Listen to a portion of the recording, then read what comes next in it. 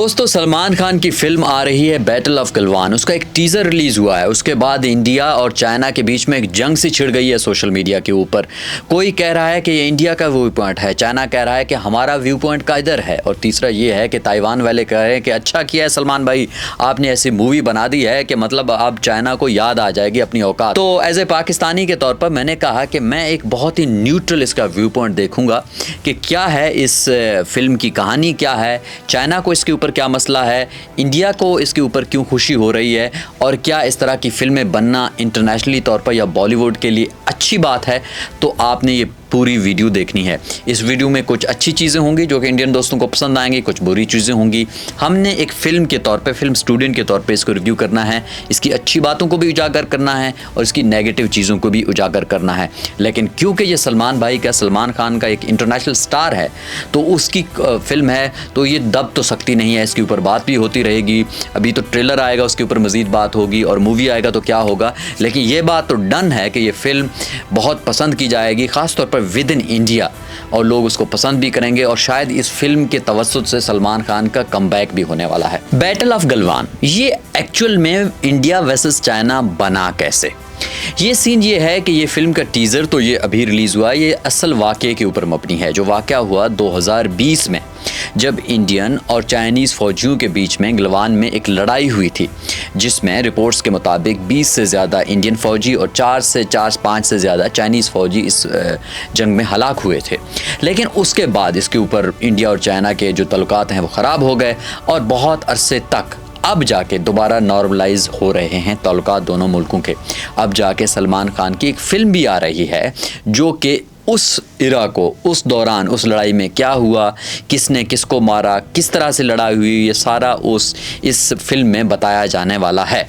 अब सवाल ये है कि चाइनीज़ को इसमें क्या मसला है। चाइना ये कहता है कि जब बॉलीवुड अपना फिल्म बना रहा है तो one way point of view दोगा, मतलब वो इंडिया वाला पॉइंट ऑफ व्यू देगा कि इंडिया ने किया क्या। लेकिन असल में क्या हुआ था, वो कहता है कि two way point of view होना चाहिए कि चाइना ने किया और इंडिया ने क्या किया।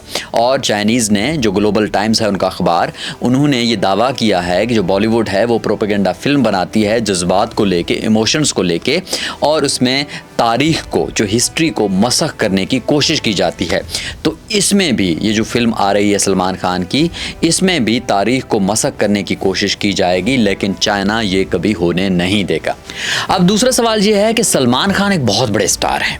सलमान खान, शाहरुख खान, आमिर खान, इनका ये फ़ैन फॉलोइंग सिर्फ इंडिया में नहीं है, ये इंडिया के बाहर की भी फ़ैन फॉलोइंग है। चाइना में, यूरोप में, पाकिस्तान में, हर जगह पे इन तीनों को लोग पसंद करते हैं। अब ये तीनों की जो भी फिल्म आएगी, लोग लाजमी उसके ऊपर बात करेंगे। इंटरनेशनल स्टार हैं तो इंटरनेशनल तौर पे इसके ऊपर बात होगी कि क्या हुआ था।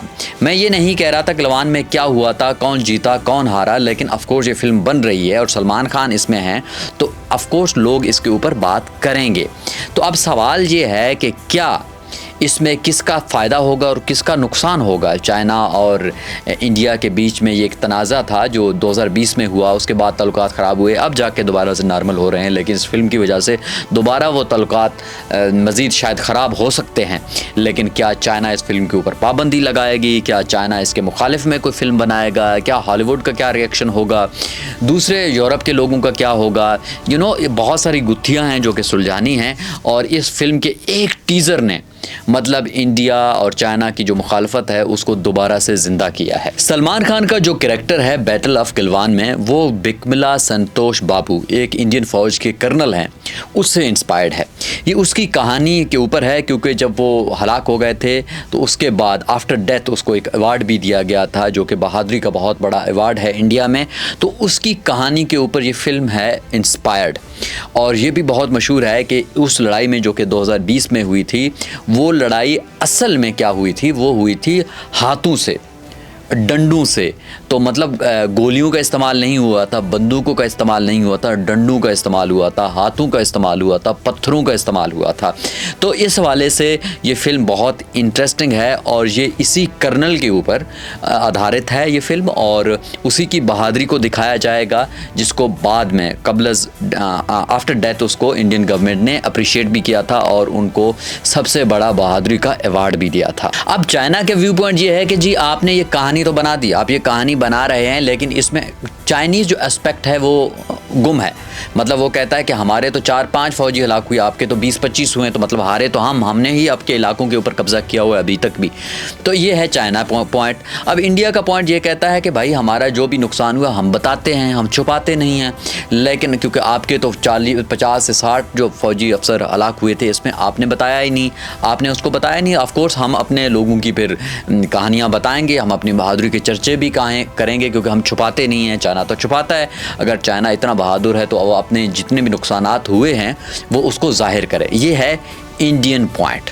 अब इससे सवाल ये होता है, एक छोटी सी फिल्म ये इतना पॉलिटिकल क्यों हो रहा है? अब मैं देख रहा हूँ गुज़िश्ता काफ़ी अरसे से बॉलीवुड जिस तरह की फ़िल्में बना रहा है वो तारीख़ के हवाले से हैं, और वो तारीख़ आपके हमसाया ममालिक के साथ अटैच होती है। चाहे पाकिस्तान हो गया, चाहे चाइना हो गया, अभी बांग्लादेश के साथ भी तल्लुकात अच्छे नहीं हैं इंडिया के। तो इस तरह की फ़िल्में बनती हैं तो फिर इनको इंटरनेशनल वो मिलती है। It's good for the film कि पब्लिसिटी मिल जाती है फ़िल्म की, लेकिन लॉन्ग टर्म में क्या ये अच्छा है, ये तो मुश्किल है कहना। लेकिन क्या ये इंडियन गवर्नमेंट के लिए बहुत अच्छा है कि इंडियन गवर्नमेंट का जो एक नैरेटिव है, जो स्टेट का नैरेटिव है, इन फिल्म्स के थ्रू जा रहा है इंटरनेशनल ऑडियंस तक, तो उससे बेहतर कोई नहीं होगा। हाँ, इससे चाइना के लिए मसला है क्योंकि अब सलमान खान है, एक बहुत बड़े सुपरस्टार हैं, और बॉलीवुड है, बहुत सारे लोग फिल्में देखते हैं। चलो अगर आप सिनेमा में नहीं देखें तो नेटफ्लिक्स पे आएगा, लोग देखेंगे, किसी और जगह पे आएगा, लोग तो देखेंगे। और वैसे भी इस तरह की कोई फिल्म बनेगी और लोगों का वैसे भी तजस्सुस बढ़ता है कि यार ये फिल्म हमने लाजमी देखनी है। तो ये चाइना के लिए कोई अच्छी खबर नहीं है जब तक कि वो कोई मुखालिफ कोई फिल्म ना बनाए, लेकिन बॉलीवुड के लिए, और ख़ासतौर बॉलीवुड कह रहा हूँ, कि इंडियन गवर्नमेंट के लिए अच्छी बात है कि उनके नैरेटिव को, उनके पॉलिटिकल स्टांस को एक मूवी जो है वो इंटरनेशनल सतह पर लेकर जा रही है। अब सवाल ये है कि क्या ये जिस तरह की फ़िल्म है और जिस तरह की फ़िल्में बन रही हैं, क्या ये बॉलीवुड के लिए अच्छा है?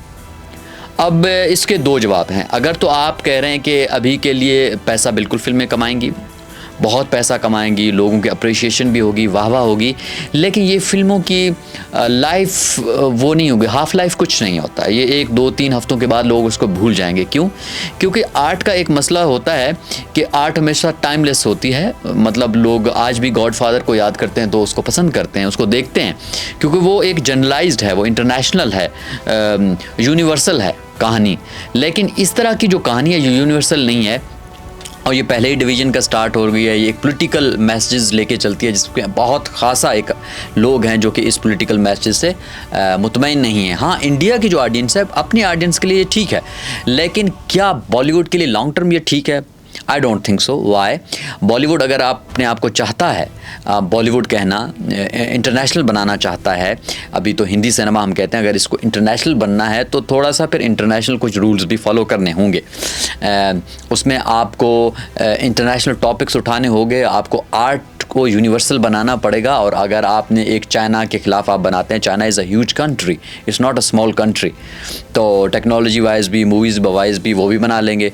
तो फिर बॉलीवुड, मतलब आप ये कह सकते हैं, फिर एक स्टेट नैरेटिव का एक माउथ पीस बन सकता है। लेकिन बड़े जो हॉलीवुड टाइप की चीज़ें अगर बनाना है, अगर दुनिया का मुकाबला करना है, उस तरह के लिए ये फिर बॉलीवुड के लिए लॉन्ग टर्म के लिए अच्छा नहीं है। लेकिन जो उनके पब्लिक है, इंडियन पब्लिक है, उसके लिए ये बहुत अच्छी बात है, लोग शायद उसको पसंद भी करेंगे। लेकिन लॉन्ग टर्म ये उसके हाफ लाइफ ऐसे मूवीज़ की नहीं होती, और ये चलेगी भी ज़्यादा देर तक नहीं। लेकिन ऑफ कोर्स पैसे जैसे जो भी होंगे फिल्म मेकर के, उसके पूरे हो जाएंगे, लोगों की वाह-वाह भी हो जाएगी, तो वो और बात है। लेकिन जो मेन है कि बॉलीवुड के लिए और ख़ासतौर पर सिनेमा के लिए ये कोई अच्छी खबर नहीं होगी कि इस तरह की फ़िल्में लॉन्ग टर्म के लिए बनती चलें।